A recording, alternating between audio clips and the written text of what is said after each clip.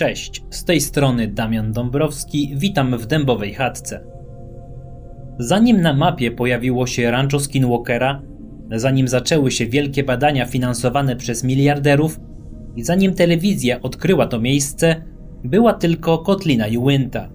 I był jeden człowiek, który zaczął to wszystko dokumentować, zanim ktokolwiek inny w ogóle zwrócił na to uwagę.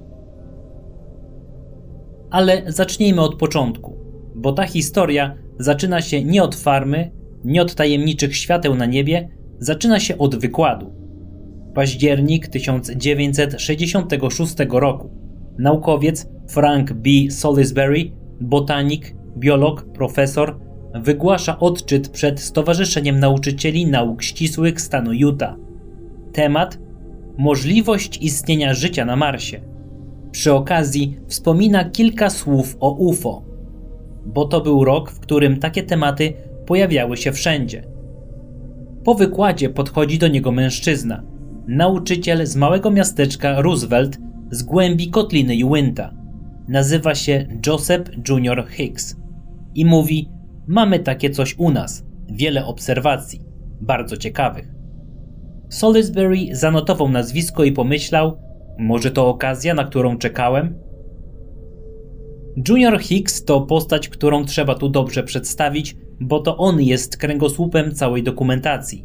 Nauczyciel przedmiotów ścisłych w gimnazjum, aktywny elektryk, inspektor nadzoru elektrycznego w mieście Roosevelt i sekretarz palika w kościele mormonów. Co oznaczało, że znał dosłownie każdego w okolicy. Był człowiekiem, do którego ludzie przychodzili i bez obaw opowiadali swoje relacje. Szacował, że mniej więcej 3 na 4 zgłoszenia, które do niego docierały, dawały się wytłumaczyć, bo prawdopodobnie były to satelity, planety czy jakieś zjawiska atmosferyczne. Ale ta pozostała 1/4 to już zupełnie inna historia.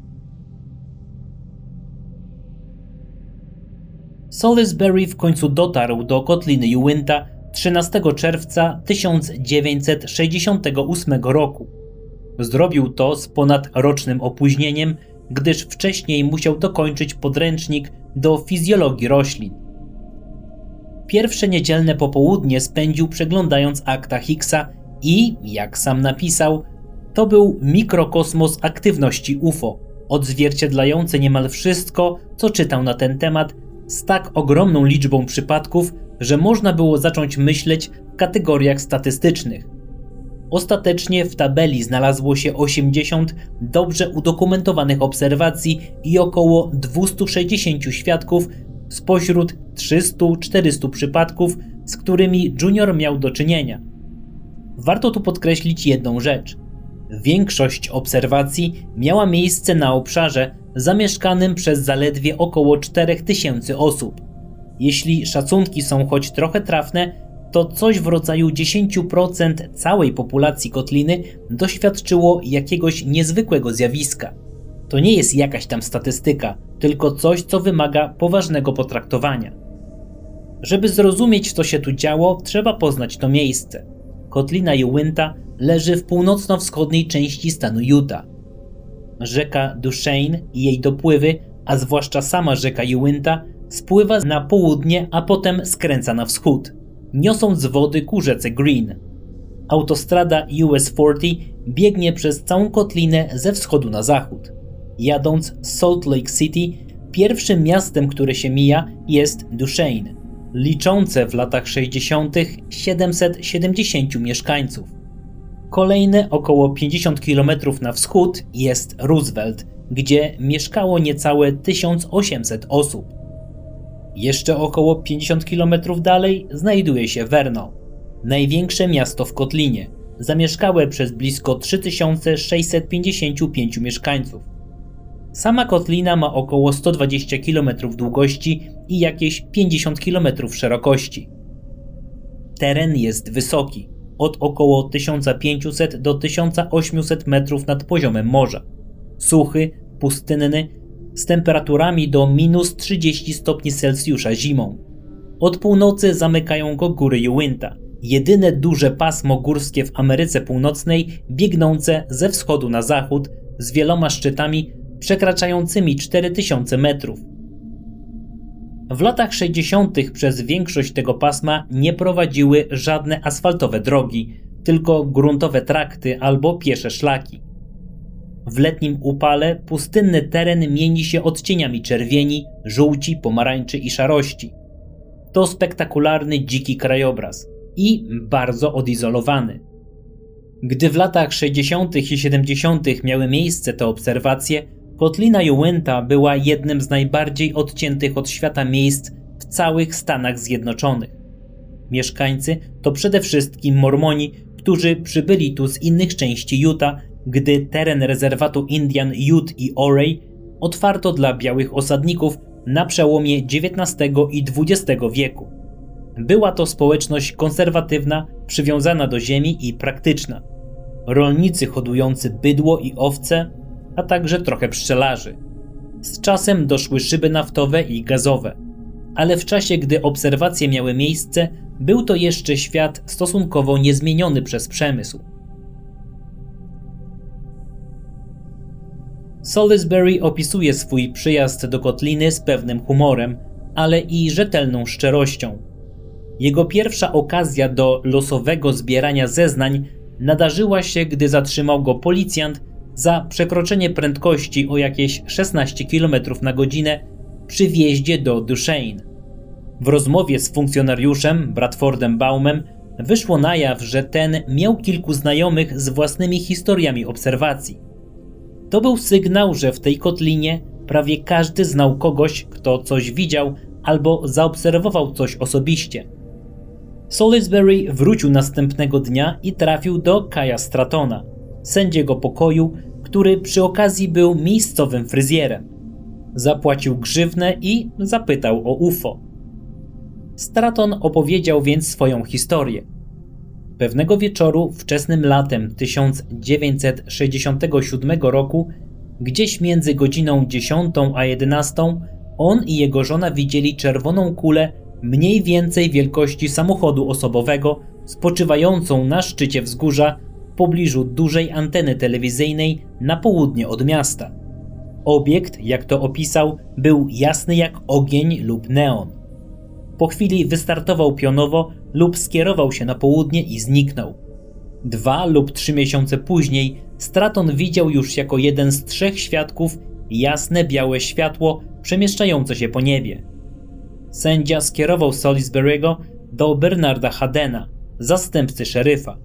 Hadden jesienią 1966 roku obserwował przez lornetkę jasne światło na niebie pod kątem około 45 stopni. Obiekt, jak to określił, nie miał wyraźnego kształtu. Można było o nim powiedzieć, że to bardziej światło niż cokolwiek innego. Ale zachowywał się dziwnie. Zbliżał się, zmieniał kierunek, znikał, pojawiał się z powrotem, aż w końcu poleciał prosto ze wschodu na zachód. Wydawało się, że w ogóle nie podlega grawitacji.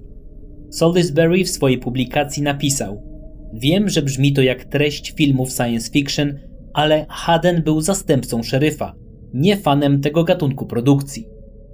Kolejny świadek, Dean Powell, listonosz z Duchesne, człowiek po 60, od samego początku zaznaczył, że nie wierzy w coś takiego jak latające spotki. I to właśnie czyni jego relację wiarygodną. Czerwiec 1966 roku, godzina 10:15 rano. Powell stoi przy poczcie w Hana. Opiera się o tył swojej pocztowej ciężarówki i czeka na przesyłki.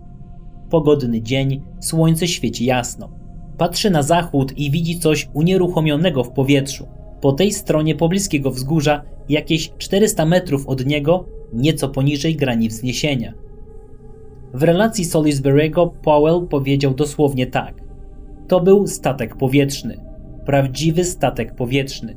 Był na tyle duży, że zupełnie różnił się od wszystkiego, o czym słyszałem od tych ludzi opowiadających o latających spotkach.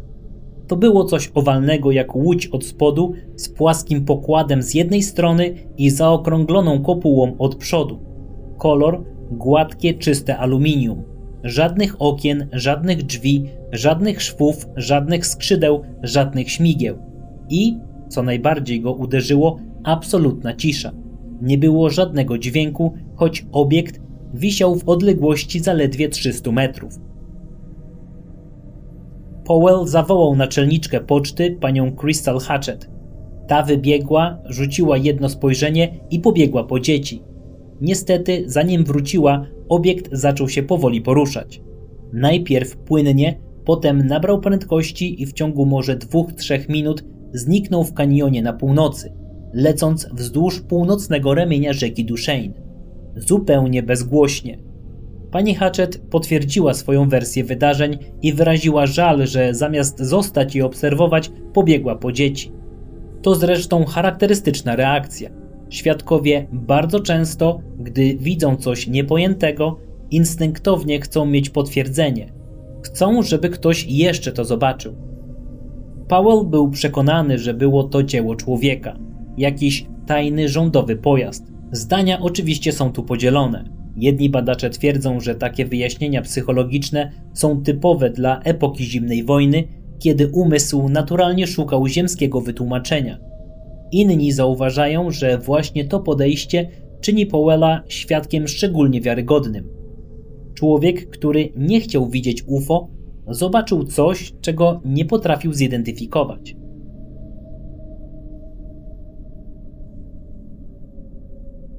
W dokumentacji Higgsa pierwsze 8 przypadków pochodzi z okresu poprzedzającego intensywną falę obserwacji z jesieni 1966 roku. Świadkowie sami zgłosili się do Higgsa już po tym, jak zaczęło się mówić o obserwacjach w okolicy. Jedna z tych wczesnych obserwacji jest szczególnie intrygująca. Chodzi o wzmiankę o twarzy widocznej w oknie obiektu. Żadna inna relacja w całej tabeli Higgsa nie wspomina o pasażerach, choć kilka relacji opisuje obiekty z oknami. Była też historia o starym Indianinie, który według Higgsa widział lądujące UFO i obserwował, jak pasażerowie wysiadają i chodzą wokół. Niestety tego świadka nigdy nie udało się zlokalizować. Nie wiem jak wy, ale dla mnie takie przypadki niemożliwe do zweryfikowania, ale i niemożliwe do łatwego odrzucenia są właśnie najtrudniejsze do oceny.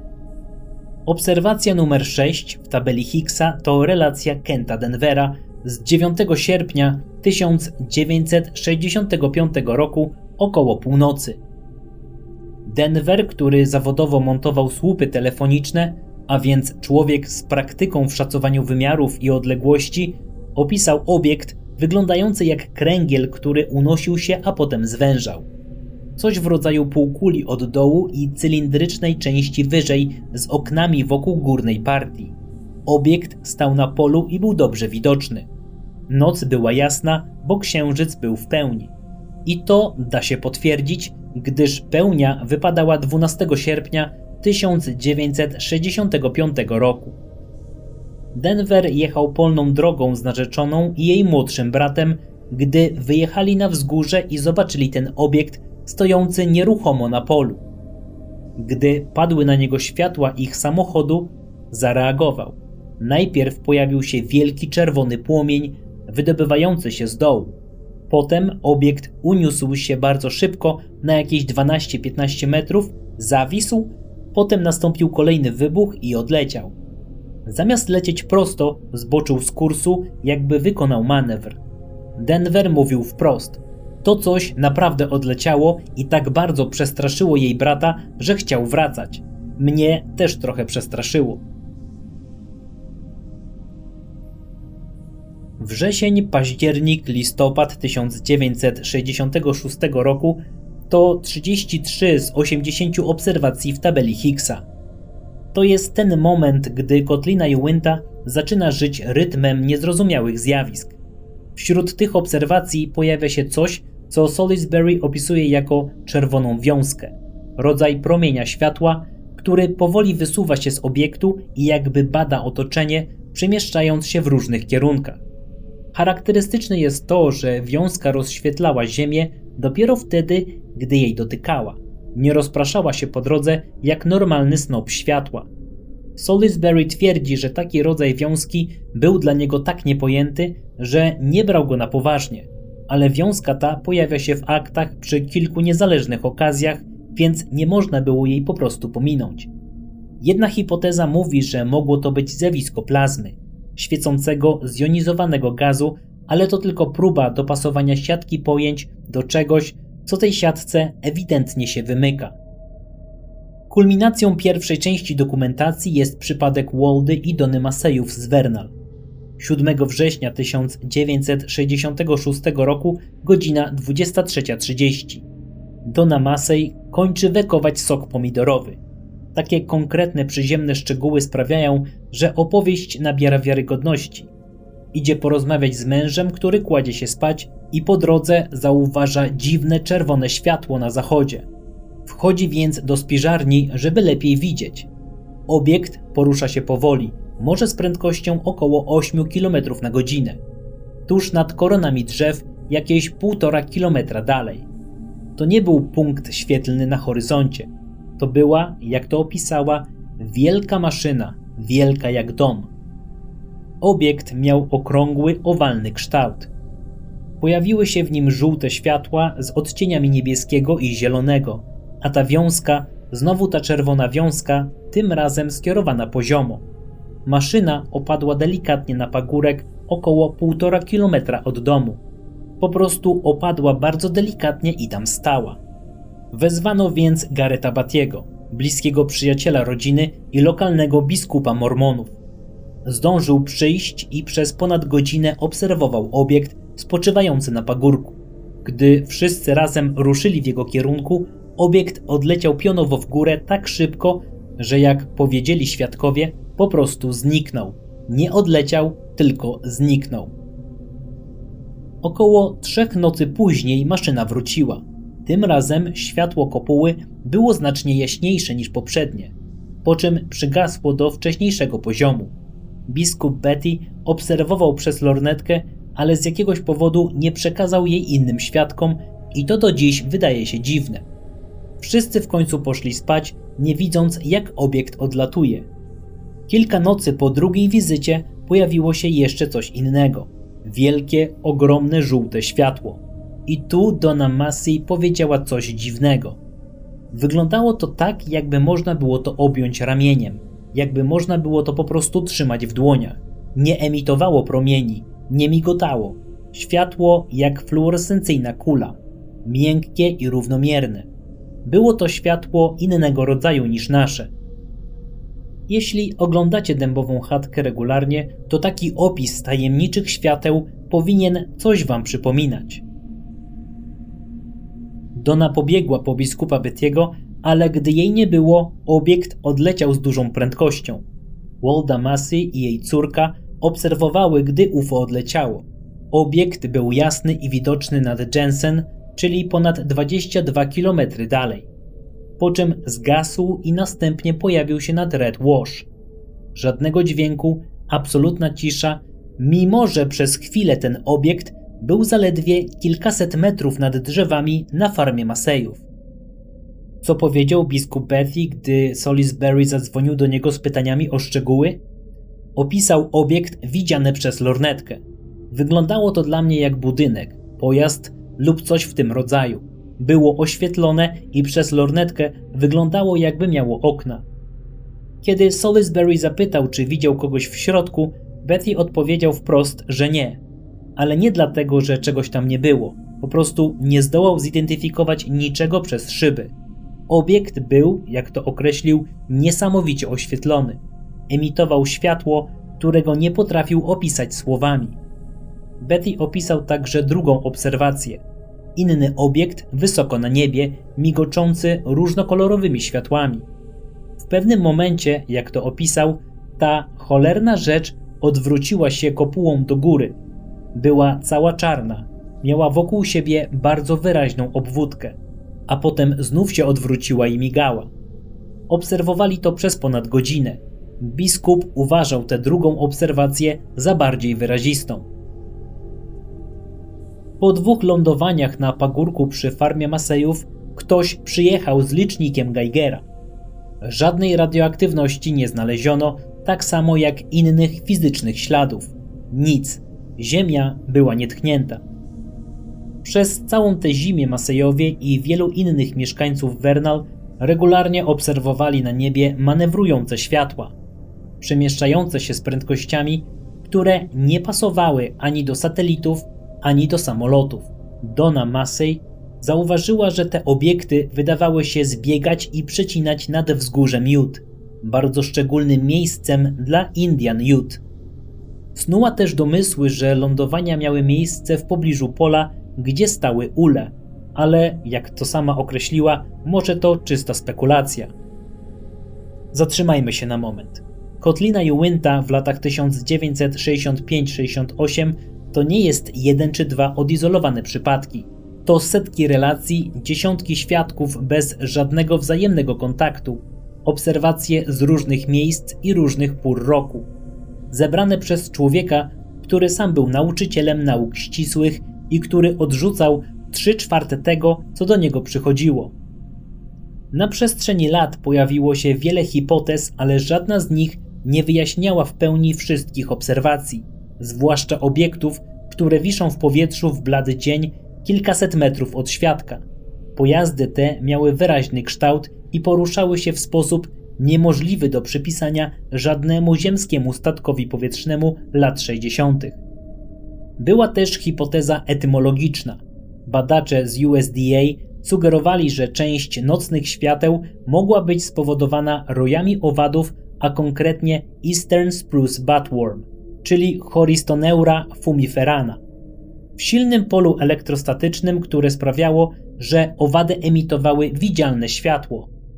Jest to naprawdę ciekawe, jednak owady nie lądują na pagórkach przez godzinę, nie wyglądają jak budynek i nie mają okien widocznych przez lornetkę. Junior Hicks zbierał te dane przez dekady. Stał się lokalną legendą, człowiekiem, do którego przychodziło się z relacjami. Jego praca była fundamentem, na którym Frank Salisbury zbudował swoją książkę The Utah UFO Display, a ta z kolei była podwaliną pod całą późniejszą historię rancha Skinwalkera. Ironiczne jest to, że gdy w 1996 roku Robert Bigelow kupił rancho i zjechały się tam ekipy badaczy z Jacques'em Vallée na czele, wszyscy zdawali się odkrywać to miejsce na nowo, jakby dekady dokumentacji Hicksa i Salisbury'ego nie istniały. Kotlina Uinta nie jest tylko historyczną ciekawostką. To jedno z najlepiej udokumentowanych skupisk obserwacji UFO w historii Stanów Zjednoczonych. W miejscu odizolowanym z konserwatywną, praktyczną społecznością, w której ludzie nie mieli żadnego interesu w wymyślaniu tego typu historii. W następnej części przeanalizujemy więcej konkretnych przypadków i wzorce, które zaczęły się z nich wyłaniać, bo Salisbury i Hicks nie zatrzymali się na zbieraniu relacji. Próbowali w tym wszystkim znaleźć jakiś porządek i to, co znaleźli, jest naprawdę niepokojące. Dziękuję za wspólnie spędzony czas i wysłuchanie tego materiału do końca. Zapraszam do komentowania, lajkowania i subskrybowania kanału. Jeśli chcecie wesprzeć jakoś moją pracę, to linki do Patronite i Buy Coffee znajdziecie w opisie odcinka. Bardzo dziękuję za to, że jesteście i pomagacie Dębowej Chatce nadal istnieć. Do usłyszenia w kolejnym filmie.